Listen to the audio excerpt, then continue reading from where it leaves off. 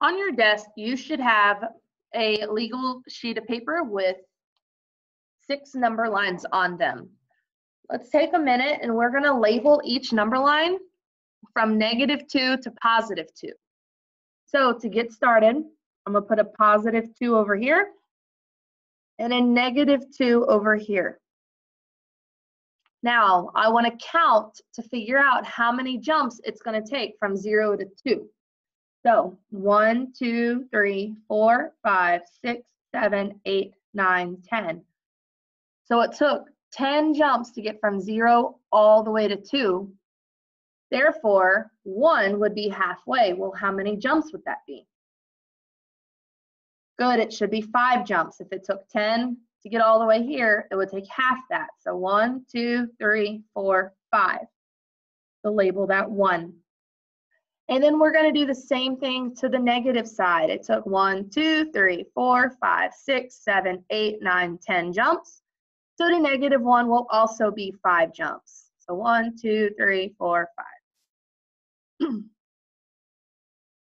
So I want you to take about 5 or 10 seconds and label the rest of the number lines from -2 to 2.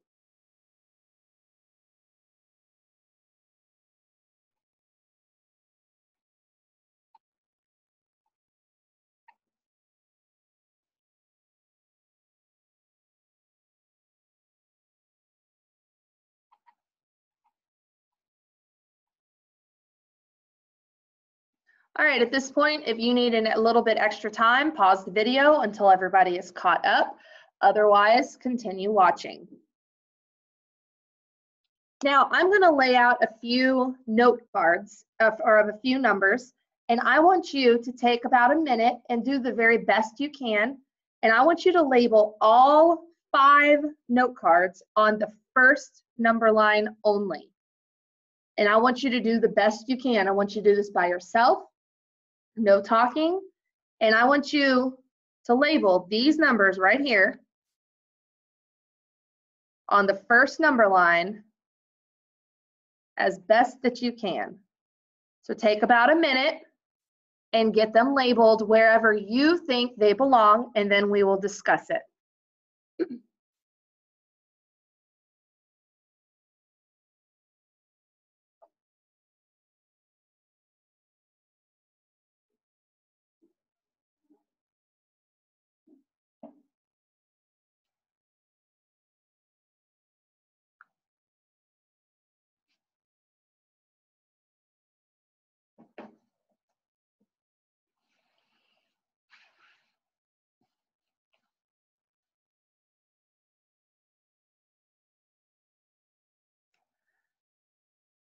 Okay, at this point, if you need extra time, pause the video. Otherwise, let's continue. Now, were there any numbers that you found to be a little easier to put on your number line? Were there numbers that you found harder to put? Many of you probably would look, say, at this one, 1 5/10 or 1 1/2, and said that this one's probably one of the easier ones, and then kind of went from there. So let's go ahead and look at our number line just to make sure we got it correct. Now, what I want you to do is I want you to do it on the second number line, because the first one was our practice, and let's see how close we were or how far off we were. So let's go ahead and start. So it took 1, 2, 3, 4, 5 jumps to get to 1. So if it took 5 jumps, we could say this is the first jump out of 5, the second jump out of 5, and so on. Therefore, this would be 5/5, which is equal to 1 whole. Now, knowing that, I can now kind of look at my decimals. Well, if you've never been taught the hands trick, if you hold your hands out and you have 5 fingers on your left hand, 5 fingers on your right hand. If I held up 1/5, that means I'm holding up 1 out of 5 fingers. And I'm gonna do the same thing to my right hand. So 1/5, 1/5. Now, if I take my 2 hands and slide them together, I now have 2 out of 10. So 1/5 is equal to 2/10. So 1/5 is equal to 2/10. Therefore, 2/5 would be equal to 4/10. 3/5, if we just keep the pattern, 6/10, 8/10, and then again, 1 whole or 1.0. Now, this might make it a little bit easier to label some of these numbers. If I keep going, well, if I go back to my fractions, this would be 1 whole, and then the first out of 5 jumps, and the same thing here.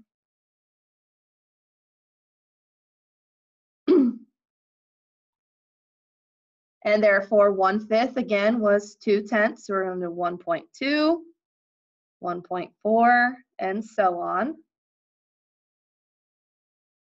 And then 2.0. Now, if I wanted to label 1.5,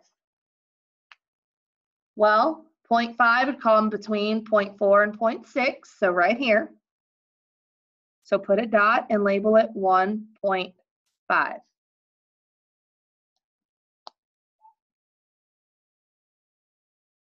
And that one is done. Now we can look at my other cards and try to figure out where those would go.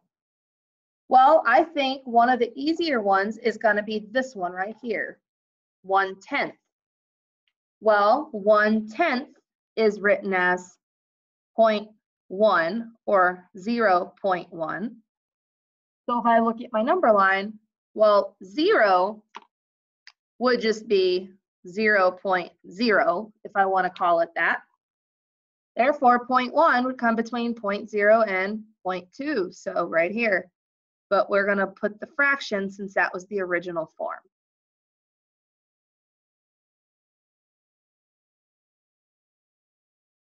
Okay. Moving on, let's look at this one. Now we have 1 whole, so we should know that it is bigger than 1 because I've got a fraction with it. I know that 4 is really close to 5, therefore 4/5 is close to 1 more whole. Therefore, if I have 1 and then almost another whole, my answers are going to be closer to 1 or closer to 2. We should know it's going to be closer over here to 2 since this is almost 1 more whole. Now, here's fifths again. Remember your hands. 4/5 and 4/5. If I slide them together, I now have 8 out of 10 fingers.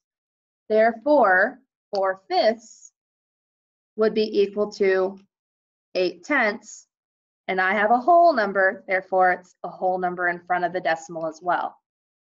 So if I look over here, 1 8/10, we're going to label it, except we're going to put it back in the original form like what was on the paper. So I hope at this point y'all are kind of comparing what you're doing here compared to what you've done up here and to see how close or how far away y'all are. Hopefully y'all's answers are pretty close. All right, the next one, let's look at this one. 0.75 or 75 hundredths. Now, if I look at my number line, this is 2 digits behind the decimal, so it goes out to the hundredths place. So let's make all of these decimals also go out to the hundredths place. And I can do that simply by adding a 0 onto each one of them.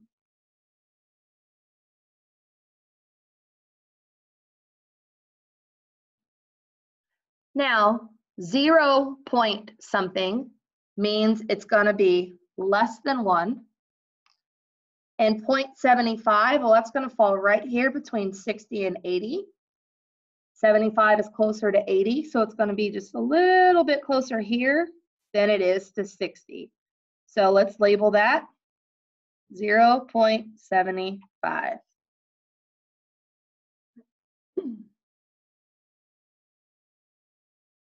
And the last one, 125%. Now, when I'm talking percents, I cannot do anything while I have a percent sign. I have to change it.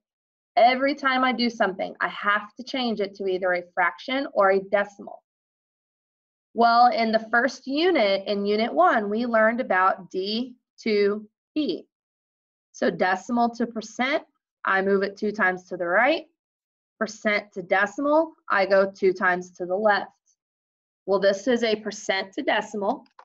It is a whole number, so remember, whole numbers have an invisible decimal, if you want to call it that, at the end.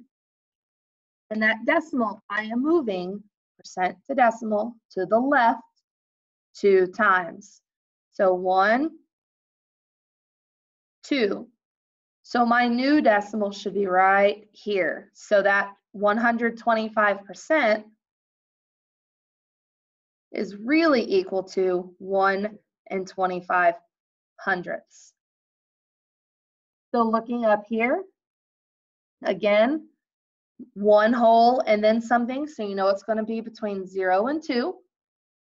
0.25, well, it's between 0.20 and 0.40, with it being a little closer to 20 than it is 40. So it's going to go about right here. And again, we're going to put the original form that it had. Now, at this point, if I were to do all those numbers again, except do them in a negative, I would look at 0 and just make a mirror image. Imagine yourself taking your paper and folding it on top of each other. These numbers should match up perfectly with the negative side. So 1/10 was here, so negative 1/10 would be there.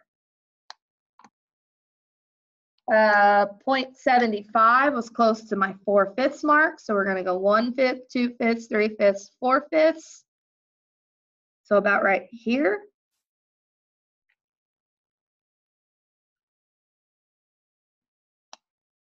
(125%) was just after the 1 and 1/5. So here's 1, 1/5. So just after it. That would be negative 125. Don't forget your negative sign. So as you see, all it is a mirror image of each other. So 1.5 is between 1 and 2/5 and 1 and 3/5. So negative 1, 1 and 1/5, 1 and 2/5, 1 and 3/5.